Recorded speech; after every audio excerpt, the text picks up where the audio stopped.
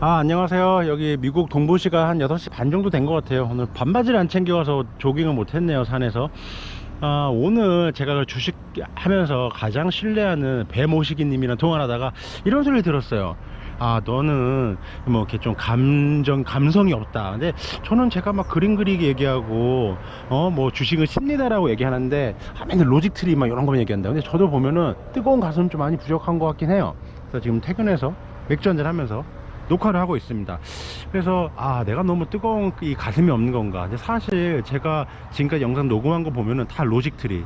그분이 그러더라고요. 전 너는 공대만가 너무 강해서 공대적으로 접근한다고. 사실 좀 팩트 위주로 하는 경향이 있습니다. 그래서 앞으로는 좀 가슴을 좀 이용해서 하는 그런 투자도 하려고 그러고 있습니다.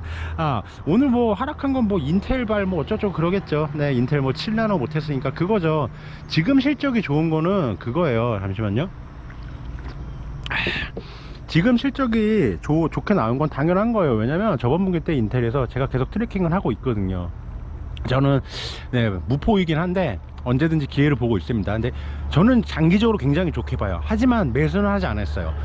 장기적으로 막 5년 10년을 좋게 보는 것과 내가 매수를 하는 것과는 다른 거거든요.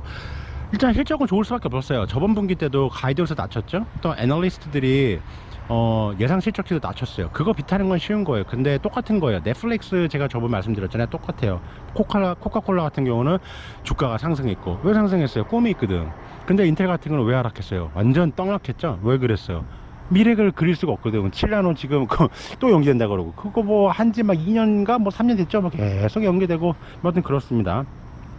그래서 인텔은 하지만 국가 전략 회사로 보고 있기 때문에 좋게 본다. 하지만 매수는 하지 않았다. 나의 로직에 의해서는. 자, 오늘 그거 얘기해 보려고요. 간단하게 첫 번째 모기지 그 주택담보대출 얘기해 보고, 그리고 병원 썰 한번 얘기해 드릴게요. 제가 지난해 얘기 다 끊겼는데 그때 다 끝나가지고 숨고르게 하는 구간이.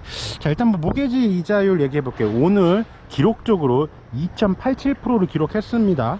근데 이게 모기지 이자율이 일단 뭐에 결정이 될까요?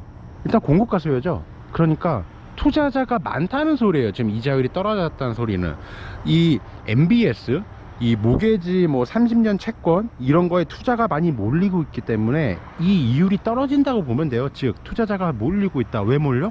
연준이 지금 백업하고 있으니까, 연준이 사준다 그러고 있으니까 적어도 그 에이전시 MBS 그 뭐 페니메나 프레디메 얘네들이 한 거는 보증해준다 그랬으니까 일단 그거 빼고라도, 상업용은 좀 안 좋긴 한데 그거 빼고라도 일단 사준다고 했으니까, 그러다 보니까 아무래도 투자자들이 이 얼마 줄 거냐 이런 거에 돈이 지금 몰리는 거죠. 지금 10년채 국채가 뭐 0.6% 주죠. 그 10년 그거 갖고 있으면.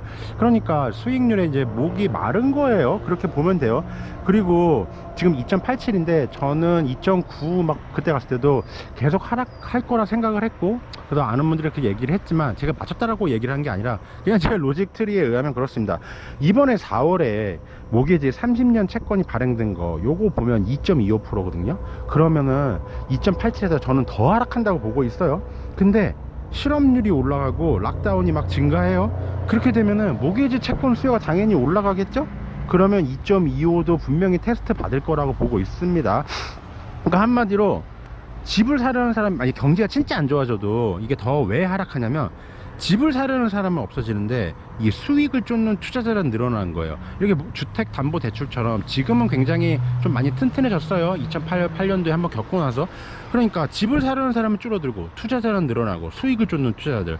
그러니까 이 모기지 이자율이 점점 내려간다고 보면 돼요. 그래서 저는 더 내려갈 거라고, 2점 초반까지는 충분히 가지 않을까 이렇게 생각을 하십니다. 자, 이제 병원 썰 얘기해 드릴게요. 제가 아는 분들을 얘기하다가 병원에 코비드 환자가 늘어나는데 왜 병원이 돈을 많이 벌어서 재미 본다고 생각을 하더라고요. 실상은 그렇지 않거든요. 뭐 일하시는 분들은, 전 병원에서 일 안 합니다. 근데 제 리서치 한 거 결과 아는 사람 지인들과 이제 좀 이렇게 얘기도 하고 해서 이제 결론 내린 거예요. 이게 환자 수가 늘어나는데 코비드 환자가 늘어나잖아요. 이거는 한마디 결론부터 얘기하면 돈이 안 돼요, 병원한테. 제가 이번에 말씀드린 거 있잖아요. 이 코비드 환자들은 보통 어디에서 많이 생겼다? 로우 인컴이나 노령 인구가 많이 생겼어요. 그러면 이분들은 보험이 사보험이 아니라 대부분 정부 보험인 메디케어나 메디케이드가 나와요. 아 물론 일렉티브 서저리 그런 선택적 수술이 있잖아요. 뭐 어디 뭐 뼈 부러지면 뭐 이렇게 뼈 맞추거나 뭐 어디 째가지고 뭐 좀 뭐 꼬매거나 이런 것들 하는 거는 사보험이랑 큰 차이가 그렇게 없어요. 근데 이 정부보험 같은 경우는 사보험보다 좀 짜고 돈을 좀 덜 주는 경향이 있어요. 네, 이게 첫 번째 가장 큰 이유예요. 그리고 조금 더 디테일하게 설명해 드릴게요. 3월, 4월, 5월 달에 큰 병원 같은 경우는 물론 뉴욕 같은 경우는 미어 터졌죠. 그래서 특정 지역만 미어 터진 거예요. 코비드 환자로. 자, 큰 병원 같은 경우는 큰 대도시에 건물 한 개를 아예 따로 둬요. 할당해서. 왜냐면 이게 어떤 영향이 올지도 모르고 코비드가 우리에게 알려준 거 있잖아요. 넌 나에 대해서 아무것도 몰라. 물론 지금 뭐 이제 얼마나 사람이 죽고 뭐 이런 거 조금씩 밝혀내고 있어요. 그 리서처들이. 그래서 큰 병원 같은 경우는 건물 한 개를 아예 할당을 해버려요. 이건 아예 코비드 병동. 그리고 아니면 따로 주차장에 뭐 천막을 치거나 뭐 아니면 간이 건물을 세운다든가 그것도 비용 들어가죠. 그리고 PPE 그 뭐 마스크라든가 뭐 이런 가운이라든가 앞에 뭐 플라스틱 쉴드라든가 이런 게 좀 비쌌어요. 3부터 4월 때 미국에서는 뭐 저스트 인 타임 서플라이 체인 해가지고 딱딱딱 공급 딱 맞춰서 했고, 미국에서는 마스크 제조를 많이 안 하는 게 사람들이 안 쓰거든요. 아픈 사람만 쓰는 거고 공기가 마스크를 쓸 정도가 아니에요. 그러다 보니까 비용 증가가 하는 거죠. 그리고 또 지역병원 뭐 한 베드수 100개 뭐 120개 뭐 이렇게 되는 병원들은 일단 처음에 그 기존 환자들을 빨리 퇴원시켰어요. 준비하는 거죠. 코비드 그 대비하는 거죠. 그런데 또 신규 환자도 안 받았어요. 그 말은 뭐야? 저 환자가 없죠. 그럼 코비드 환자 받아야 돼요? 코비드 환자는 돈이 안 된다 그랬어요. 이건 정말 주식관점으로 진짜 이렇게 이런 거 보면은 저는 로직만 얘기하고 있고 정말 공대적인 접근인 것 같네요. 가슴이 없네요. 예. 그래서 특히 이 코비드 환자 같은 경우는 리소스가 많이 들어요. 사람도 인력도 많이 들고 또 이 추가적으로 부수적으로 기구라든가 장비라든가 많이 들어. 근데 병원에서 앞으로 상황이 어떻게 될지 모르니까 마스크 비싸지만 막 샀죠. 그때도 막 물량 없어가지고 난리를 겪었죠. 그래서 큰 병원 같은 경우는 막 도네이션 받고 그랬어요. 작은 병원 같은 경우도 계속 사고. 그러면 여기서 마스크 얼마 비쌌는데요. 말도 안 됐어요. 구할 수도 없었고. 또 약 같은 경우도 추가 주문을 해요. 왜? 앞으로 서플라이 체인이라든가 상황이 어떻게 변할지 모르기 때문에 추가 주문을 일단 비축해 두는 거예요. 근데 아까 말씀드렸죠. 말씀 안 했는데 사람들이 병원을 기피해요. 왜? 병원 코비드 환자가 있던 곳이니까 이 사이언티픽 그 과학적인 데이터로는 환자가 머물다가 가고 소독 깨끗이 하고 시간이 지나면 코비드 바이러스가 없는데도 그 코로나 바이러스가 없는데도 사람들이 피하는 그런 경향이 있어요. 그러다 보니까 사람들이 병원을 안 가고 또 코비드 환자밖에 안 받고, 그리고 이렇게 뭐 기존 환자도 내쫓는 건 아니고 다 널싱홈 보내고, 널싱홈이 이번에 문제됐죠. 어쨌든 이렇게 뭐 아니면 뭐 스킬드 널싱홈 뭐 이렇게 이런 데 있잖아요. 뭐 이런 데 보내고, 그러니까 병원에 사람이 없어요. 그러면 약이 이제 계속 쌓아놓는 거예요. 재고만 쌓인 거예요. 그리고 뭐 예를 들어서 모든 뭐 IV 이런 뭐 튜브라든가 뭐 튜브 피딩이라든가 이런 거 다 추가 주문하죠. 그러면 비용이 상승하는 거예요. 어떻게 될지 모르니까. 그리고 병원에서 왜 해고를 실직을 당하느냐?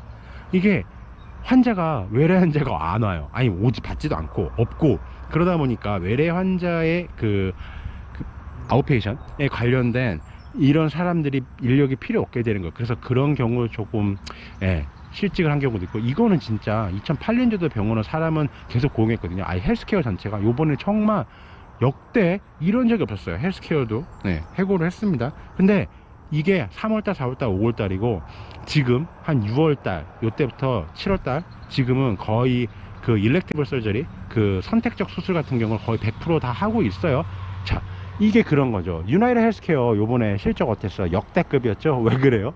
프리미엄은 계속 받는데 아웃풋이 없는 거예요. 그러니까 페이아웃 하는 게 없는 거예요. 사람들이 병원을 안 가고 약을 안 먹고 뭐 아니면 심지어 운전도 안 하니까 뭐 다치거나 밖에 가가지고 뭐 지붕 올라가서 지붕 고치고 그러다 떨어지고 이런 환자들이 없다 보니까 돈이 안 되는 거예요. 그리고 이 응급실 안에 트라우마가 있거든요. 큰 병원 같은 경우는 트라우마 베드가 뭐 3개, 4개, 5개 뭐 이렇게 있어요. 이런 곳에서도 수술이라든가 이런 응급처치 뭐 이런 것들이 없기 때문에 수입이 줄어드는 거예요. 하지만 지금은 선택적 수술이 늘어나고 있죠. 네, 유나이티드 헬스케어 같은 게 역대급 실적이 나왔어요. 근데 주가 상승이 제가 유나이티드 헬스케어를 저는 포지션하고 있는데 이거를 기대하고 했는데 사람들은 이미 다 알고 있었나 봐요. 주가 상승이 크지가 않아요. 뭐 다 이런 것 같아요. 그래서 주가 상승 크진 않지만 역대급 실적이 나왔다. 왜? 프리미엄 이 보험료는 받는데 사람들이 치료를 안 하고 약을 안 먹고 이러니까 나가는 비용 지출이 없다. 네, 그래서 차보험 같은 경우는 가이코라든가 이런 뭐 스테이팜 이런 데는 뭐 이제 돈 돌려준다 그랬죠. 그래서 다음에 이제 그 재계약할 때 뭐 15%인가 돌려준다 그러고 있습니다. 그리고 또 그걸 보면 알 수 있어요. 아까 유나이티드 헬스케어 얘기했고, 그리고 또 말씀드릴 게 유나이티드 헬스케어 얘기했고, 그거 뭐더라? 그 인투이티브 서지컬이 있잖아요. 그 ISRG 이런 거 같은 경우 실적이 박살 날 수밖에 없죠. 왜냐면 그런 일렉티브 수술을 안 하기 때문에 당연히 그럴 수밖에 없습니다. 근데 주가가 상승했어요. 실적 발표하고. 왜 그럴까요?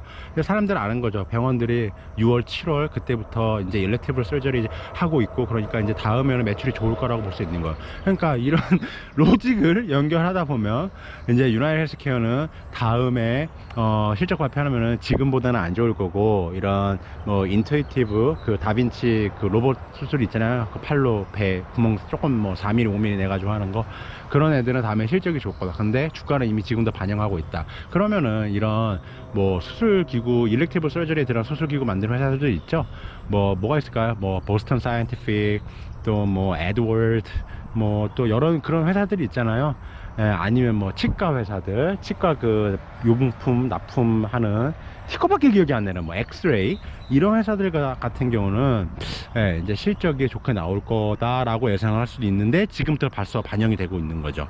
네, 그러면은 좋은 하루 되시고 좋은 주말 되세요. 안녕히 계세요.